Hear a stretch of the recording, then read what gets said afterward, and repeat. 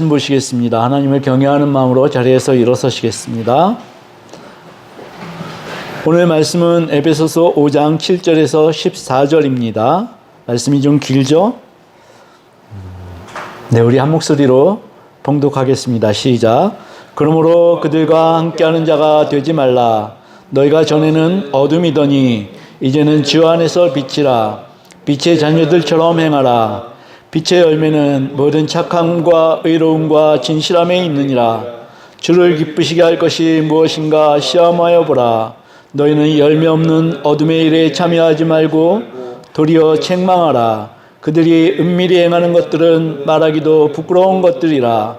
그러나 책망을 받는 모든 것은 빛으로 말미암아 드러나나니 드러나는 것마다 빛이니라. 그러므로 이르시기를 잠자는 자여 깨어서 죽은 자들 가운데서 일어나라. 그리스도께서 너에게 빛이시리라 하셨느니라. 아멘. 앉으시겠습니다. 할렐루야. 아멘. 김기수 사모님 조용히 하세요. 네. 우리는 이렇게 믿음 생활을 하는 데 있어서 우리의 믿음을 공고히 해야 할 방법을 찾아내야 합니다. 그 방법으로 제가 제시하는 가장 좋은 방법은 우리가 교리를 공부하는 것입니다. 우리가 믿는 근거를 우리 나름으로 정립하지 못하고 정의하지 못하면 많은 사달이 일어나는 것을 제가 보게 됩니다. 이것은 마치 우리가 집을 지을 때 모래 위에 집을 짓는 것과 똑같습니다. 튼튼한 기초가 있는 건물은 시간이 걸리더라도 튼튼한 건물을 완성할 수 있다는 말씀입니다. 사도 바울에 의하면 우리는 이미 빛입니다. 빛이기 때문에 빛으로서의 삶을 견지할 수 있도록 말씀을 묵상하고 또 그 말씀이 우리 삶에 적용될 수 있도록 힘쓰고 애써야 합니다. 이 말씀을 계속 사도 바울과 베드로 사도와 요한 사도가 계속 말씀합니다. 그런데 그 삶은 이전에 어둠의 삶과는 비교도 되지 않는 정말 거룩하고 아름다운 고귀한 삶입니다. 그리스도의 신부로서 한 점 부끄러움이 없는 흥결함 없는 그러한 삶을 살아야 됨을 계속 제시하고 있습니다. 그러다 보니까 이 삶을 살기 위해서 우리가 적용을 하게 되다 보니까 많은 노력들을 하게 됩니다. 술을 끊는다든지 담배를 끊는다든지 그리고 내가 그전에 좋아했던 그 쾌락의 일들을 끊는다든지 이러한 것들을 굉장히 삼가하게 됩니다. 아, 이러면 안 되지. 그런데 그런 사람이 있는가 하면은 어둠의 입장에서 살다가 빛의 삶으로 도약하는 것은 사실은 굉장히 쉽지 않습니다. 어렵습니다. 그러다가 어떤 사람들은 말합니다. 이 삶은 내게는 너무나 힘들고 어려워서 나는 이 삶 살아낼 수가 없어. 나는 그냥 예전 그대로 살을래. 이렇게 포기하고 많은 사람들이 있습니다. 제가 교회 수련회를 한번 참석했을 때 어떤 사람이 음료수 병을 들고 돌아다니더라고요. 자기네들끼리 막 나눠 마셔요. 그 속에 뭐가 들어있는지 아십니까? 참 놀랍게도 그 속에 소주가 들어있더라고요. 네. 모이면은 뭔가 그런 것들이 필요한 것이에요. 그냥 옛날 그 삶 그대로 삽니다. 그런데 또 어떤 사람들은 이렇게 말합니다. 나는 이 삶이 너무 고귀해 보여. 이 사람에게는 정말 빛이 들어갔습니다. 고귀해 보여서 나는 이 말씀대로만 살겠어. 그래서 어떻게 하냐니까 세상 사람들과 섞여 살아서는 내가 이 삶을 지켜낼 수 없을 것 같아. 그래서 수도원으로 들어가고 세상을 떠나서 고립된 삶을 살기도 합니다. 옛날에 많은 사람들이 그랬습니다. 그런데 이 사람들은 하나님 입장에서 보면 과연 처음에 제가 말씀드린 사람들하고 어떤 차이점이 있을까요? 우리는 흔히 그렇게 생각할 수 있습니다.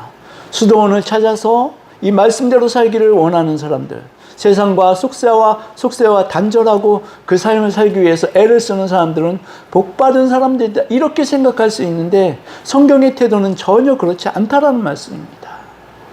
오늘 그 말씀을 주제로 해서 나가겠습니다. 이 삶이, 사도 바울은 여기에 대해서 분명히 말씀하고 있습니다. 그렇게 살아선 안 된다. 너희들이 속된 세상에서 살아야 된다. 사도 바울은 이렇게 말하고 있는 것입니다. 그게 고린도전서 5장 10절의 그 말씀입니다. 이 말은 이 세상에 음행하는 자들이나 탐하는 자들이나 속여 빼앗는 자들이나 우상 숭배하는 자들을 도무지 사귀지 말라 하는 것이 아니니. 근데 이 사람들을 사귀지 않으면요, 우리는 세상 밖으로 나가야 합니다. 만일 그렇게 하려면 너희가 세상 밖으로 나가야 할 것이라. 사도 바울이 이렇게 말씀합니다. 우리가 세상 밖으로 나갈 수가 있습니까? 우리는 구원받고 하나님의 자녀인 성도가 되었지만 여전히 우리는 세상 속에, 세상 안에서 살아가고 있는 것입니다. 고고하게 혼자 사는 것이 아니라 세상에서 부대끼면서 살아가고 있습니다. 예수님도 우리에게 지상 명령을 내리셨죠. 예수님의 지상 명령은 다른 거 아니었습니다. 세상 속으로 가라. 너희가 빛의 자녀가 되었으니 따로 혼자 살아라. 이게 아니라 세상 속으로 가라. 이것이 예수님의 명령이었습니다. 마태복음 28장 19절이죠. 그러므로 너희는 가서 모든 족속으로 제자를 삼아 아버지와 아들과 성령의 이름으로 세례를 주고 세상으로 가야 된다는 것입니다. 너희가 빛을 받아 빛의 자녀가 되었으면 세상으로 더 깊이 들어가 너희들이 받아서 가지고 있는 그 빛을 주위에 비춰줘야 한다. 이것이 우리 주님의 말씀입니다. 너희는 그냥 빛이다. 너희는 그냥 소금이다. 우리 주님이 그렇게 말씀하시지 않으셨습니까? 너희는 세상의 빛이고 너희는 세상의 소금이다. 세상이 없으면 빛이 아무런 소용이 없고 세상이 없으면 소금이 아무런 소용이 없다는 것입니다. 그것은 관계성을 말하는 것이며 우리가 누군가에게 소금과 빛으로 맛을 내어줘야 되고 비춰줘야 한다는 것입니다. 그리스도인이 된다는 것은 우리가 스스로 거룩한 부담감을 지게 된다는 것입니다. 그리스도인이 되고 끝나는 것은 없습니다. 가야 합니다. 세상 속으로 들어가야 합니다. 세상 속에는 마귀가 드글드글하게 많이 있고 또 우리를 조롱하고 희롱하고 우리를 낭패케 하고 좌절케 되어지는 그러한 환경 속에 우리가 누이게 될 수도 있습니다. 그리고 많이 그런 일들을 맡았게 됩니다. 그러나 우리 주님께서는 그냥 너 혼자만 가라고 하지 않으셨고요. 내가 세상 끝까지 너와 함께 할 것이다. 이렇게 말씀하신 분이 주님이십니다. 그러면 그 주님의 힘이 이미 우리에게 세상을 이길 힘을 주셨다는 것입니다. 우리는 그 힘을 가지고 살아가야 합니다. 자, 이 말씀과 함께 연결해서 볼 수 있는 말씀이 예수 그리스도께서 십자가에 못 박혀서 돌아가신 그 이유를 요한복음 3장 16절에서 17절 이렇게 말씀합니다. 우린 너무나 잘 아는 말씀이죠. 하나님이 세상을 이처럼 사랑하사 독생자를 주셨으니 이는 그를 믿는 자마다 멸망하지 않고 영생을 얻게 하려 하심이라. 근데 17절의 말씀이 오늘 주제하고 상관이 됩니다. 하나님이 그 아들을 세상에 보내신 것은 세상을 심판하려 하심이 아니요 그로 말미암아 세상이 구원을 받게 하려 하심이라. 아멘. 우리 주님은 세상을 심판하러 오신 것이 아닙니다. 세상을 구원하시기 위해서 이 땅에 오신 것입니다. 우리는 그 사실을 종종 잊어버립니다. 그리고 세상에 이렇게 말하곤 합니다. 너희들은 지옥에 그 땔감으로 쓸 그러한 존재들이야. 너희들은 결국 지옥에 갈 존재들이야. 이렇게 그냥 그들의 정체성을 정의해주고 그러고 맙니다. 근데 이렇게 말하는 것은요, 하나님의 사랑을 전혀 모르는 무식의 소치입니다. 하나님은 세상을 이처럼 사랑하셨습니다. 하나님은 세상을 이처럼 사랑하셨기 때문에 독생자를 보내셨다고 성경은 밝히고 있는데 그 말씀이 예수 그리스도를 믿고 우리가 성도가 되었음에도 우리 가운데 남아있는 이 죄성이나 우리의 죄악됨 때문에 그것조차도 변형시키고 그 말씀조차도 이기적으로 해석을 하고 있다는 것입니다. 우리가 하나님의 뜻을 제대로 알아야 합니다. 하나님의 마음을 알아야 합니다. 저는 이 말씀을 준비하면서 제가 너무 이기적인 사람이었었구나. 내가 전도를 하는 것은 다른 게 아니라 나의 이름이 높여지고 교회에서 어느 정도 인정을 받고 싶고 그러기 위해서 했던 것이었구나. 하나님은 이 전도를 얼마만큼 중요하게 여기시는지 그 말씀이 성경 곳곳에 내재하고 있더라고요. 하나님의 그 마음이 온 세상 사람들을 만민을 구원하시길 원하셔서 예수 그리스도를 이 땅에 보내셨다는 것입니다. 그 말씀이 디모데전서 2장 4절 하나님은 모든 사람이 구원을 받으며 진리를 아는 데에 이르기를 원하시느니라. 네, 우리가 이 사실을 잊고 있습니다. 베드로후서 3장 9절에 그렇습니다. 주의 약속은 어떤 이들이 더디다고 생각하는 것 같이 더딘 것이 아니라 그가 느껴오시는 것은 오직 주께서는 너희를 대하여 오래 참으사 아무도 멸망하지 아니하고 다 회개하게 이르시기를 원하시느니라. 하나님의 마음이 너무 절절했습니다. 에스겔서 18장 23절 주 여호와의 말씀이라 내가 어찌 악인이 죽는 것을 조금인들 기뻐하랴. 그가 돌이켜 그 길에서 떠나 사는 것을 어찌 기뻐하지 아니하겠느냐. 에스겔서 33장 11절입니다. 너는 그들에게 말하라. 주 여호와의 말씀에 나의 삶을 두고 맹세하는, 이게 하나님께서 맹세하신다는 것입니다. 나는 악인이 죽는 것을 기뻐하지 아니하고 악인이 그의 길에서 돌이켜 떠나 사는 것을 기뻐하노라. 이스라엘 족속아 돌이키고 돌이키라. 너희 악한 길에서 떠나라. 어찌 죽고자 하느냐 하셨다 하라. 요한일서 2장 2절입니다. 그는 우리 죄를 위한 화목제물이니 우리만 위할 뿐 아니요 온 세상의 죄를 위하심이라. 근데 하나님께서는 처음부터 세상 모든 민족을 구원해 내시겠다는 그 계획을 세우셨습니다. 그것이 창세기 22장 18절에 아브라함에게 주시는 그 말씀에서 드러납니다. 또 내 씨로 말미암아 천하 만민이 복을 받으리니 이는 내가 나의 말을 진행하였음이라. 네, 하나님께서는 천하 만민이 복을 받기를 그렇게 고대하시고 기대하신다는 것입니다. 그런데 자기 혼자 구원의 심오함을 누리고 싶다고 세상을 외면한 채 마치 돌을 닦듯이 세상과 담을 쌓으며 사는 삶을 하나님께서 좋아하셨을지요. 이 말씀은 천부당 만부당하다는 것입니다. 그리스도인에게 가장 좋은 행실은 세상에 빛을 비추는 것입니다. 비치면 당연히 그 빛을 내놓아야 하는 것입니다. 천하 만민의 구원을 위해서 독생자를 세상에 보내셨고 하나님이신 예수 그리스도께서도 시궁창 같은 세상에 오셨는데 세상을 외면해서는 그리스도의 오신 의미를 우리는 완전히 왜곡하고 있다는 것입니다. 우리는 모두 잠에서 깨어야 합니다. 사도는 잠에서 깨라고 하며 어둠의 일에 참여하지 말라고 책망하고 있습니다.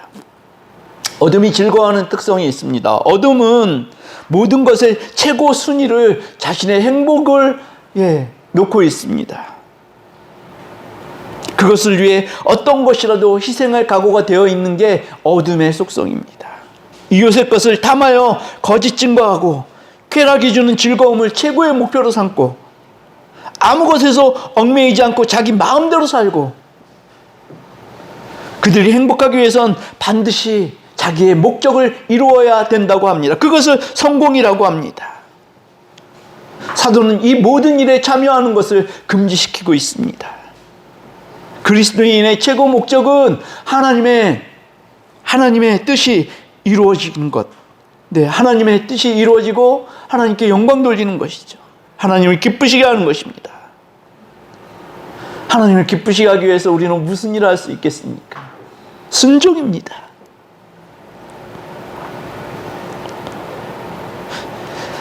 세상 안에 있지만 그들의 음란함과 더러운 모든 것에 참여하지 말고 오히려 그러한 것들을 책망하라 이렇게 말씀합니다.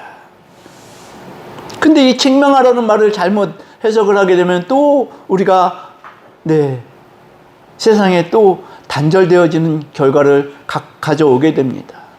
책망은 우리가 기존에 우리가 알고 있던 그들의 말을 끊어내든지 그들의 잘못됨을 지적하든지 이것이 아니라 우리 속에 있는 이 빛으로 비춰주라는 것입니다. 그럴 때 어둠이 사라지는 것처럼 그걸 가지고 책망을 하라는 것입니다. 그들과 사귐은 있지만 그들의 일상적인 오락거리 또 입에도 담기 힘든 부끄러운 일을 은근히 즐기지 말라는 것입니다.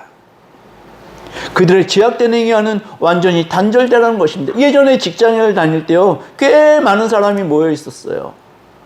그런데 어떤 사람이 딱 아침에 와가지고 하는 소리가, 야, 지금 세상이 발칵 뒤집어졌어. 물론 한국만 뒤집어졌습니다. 그때 굉장히 유명한 여배우가 어떤 비디오물을 세상에 들켜가지고 문제들이 많이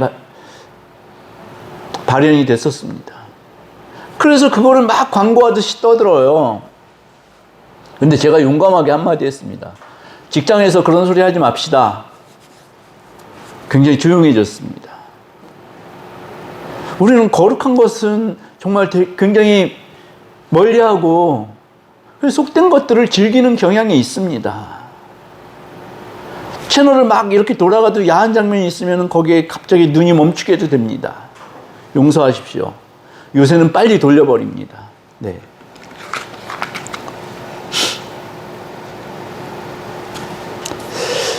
사도는 어둠의 일을 즐기지 말고 오히려 책망하라고 하셨죠. 이 책망하라는 말씀은요, 우리가 세상에 공세적인 자세를 가져야 된다는 것입니다. 요새 월드컵이 한창 벌어지고 이제 결승전만 남았는데 공격을 계속하는 팀하고 수비만 하는 팀하고 그 결과는 뻔합니다. 공격적인 자세를 취해야 하는 것입니다. 맨 수비만 하다 보면 어떻게 하면 골을 안 먹을까만 신경을 쓰게 되죠. 공격을 하게 되면 어떻게 하면 골을 넣을 수 있을까 신경을 쓰게 됩니다. 우리 교회도 그렇습니다. 세상을 어떻게 이 사람들에게 빛을 비춰줄 수 있을까? 이것을 공세적인 자세를 가져야 된다는 것입니다. 우리는 계속 여기에 대해서 고민해야 됩니다. 어떻게 하면 그들에게 더 가까이 다가가서 그들에게 이 빛을 비춰줄 수 있을까? 이렇게 공세적인 자세를 취하여야 하는 것입니다. 예수 그리스도께서도 참아라, 인내하라, 견뎌라 이 말씀, 물론 그것은 빛 가운데서 이루어지는 것이지만 하신 그 말씀은, 명령은 공세예요. 공격하라는 것입니다. 세상으로 가라, 제자를 삼아라, 다 공격적인 자세 아닙니까? 네, 그러한 공격적인 자세를 가져야 된다는 것입니다. 땅 끝까지 가라, 가서 제자를 삼아라. 그래서 우리가 빛을 비추게 되면 그들이 하고 있는 일의 본질을 깨닫게 된다는 것입니다. 아니, 깨달을 수도 있고 깨닫지 못할 수도 있습니다. 그런데 깨닫게 되면은 그게 복이죠. 그들이 하는 행동이나 그들이 말하는 것이나 이것이 영혼과 얼마나 관계가 있고 하나님 앞에서 얼마나 죄된 것인지 이것을 깨닫게 되면 그들로서는 복이죠. 이러한 공세적인 자세는 우리가 빛을 가지고 비춰주어야 할 때 그것이 이루어진다는 것입니다. 예수님께서도 그렇게 하셨습니다. 예수님은 죄인들과 세리들과 함께 식사를 하셨습니다. 바리새인은 뭐라고 합니까? 그런 예수님을 조롱했습니다. 비판했습니다. 근데 예수님은 세리들과 죄인들과 같이 식사를 하시면서 같이 동무가 되셨습니다. 그런데 참 기가 막힌 일은 예수님이 그들과 친구가 되시긴 하셨지만 그들처럼 되시진 않으셨습니다. 예수님 안에는 그 거룩한 무엇이 있었습니다. 그래서 사람을 빨아들이는 힘이 있었다는 것이죠. 그것이 예수 그리스도의 매력 아닙니까? 한 청년이 이 땅에 와가지고 3년 남짓한 그 공생의 기간 동안 이렇게 많은 영향력을 미친다는 것, 그분에게 있는 그 매력, 거기에 흠뻑 취하기만 하면 누구든 예수 그리스도께 안 넘어가겠습니까?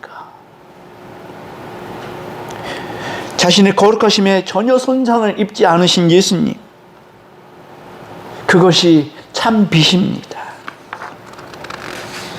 빛의 본질적 역사는 두 가지로 나눌 수가 있습니다. 하나는 어둠을 밝힙니다. 어두워서 보지 못하던 것이, 그것을 빛이 들어가면 이제 볼 수 있게 됩니다. 이 드러나는 모든 것들은 이제 빛의 영역 안에 드러나게 됩니다. 믿지 않는 자들의 수치와 죄가 드러나게 되고요. 그러다 보니까 그들이 회개하게 되는 것입니다. 또 두 번째 특성은 이 빛이 들어가게 되면 치유가 일어납니다. 하나님의 거룩한 빛은 치유를 가져온다라고 말라기 4장 2절은 이렇게 말씀합니다. 내 이름을 경외하는 너희에게는 공의로운 해가 떠올라서 치료하는 광선을 비추리니 너희가 나가서 외양간에서 나온 송아지같이 뛰리라. 예, 공의로운 해가 떠오른다는 것은 예수 그리스도가 떠오른다는 것입니다. 예수 그리스도를 말씀하는 것입니다. 예, 예수 그리스도를 온전히 받아들이면 우리 삶 가운데 치유가 많이 일어난다는 것입니다. 그런 온전한 치유를 누리시는 여러분과 제가 되기를 원합니다. 우리는 빛으로 세상을 책망해야 합니다. 우리가 그들을 책망하는 방법은 하나밖에 없습니다. 하나밖에. 그것은 우리 삶입니다. 기독교가 즐거운 것이며 행복한 삶이며 평화의 삶이라는 것을 보여주는 것입니다. 우겨싸임을 당해도 우리가 낭망하지 않는 것은 우리가 그리스도인이기 때문 아닙니까? 우리가 하나님의 자녀야. 네, 정말 이 사람들은 내가 생각할 때 쓰러지고 낭망하고 좌절하고 그래서 삶을 포기할 만한데 그들을 보면 왠지 모르게 항상 뭔가 있는 것 같아요. 뭔가 있는 것 같아요.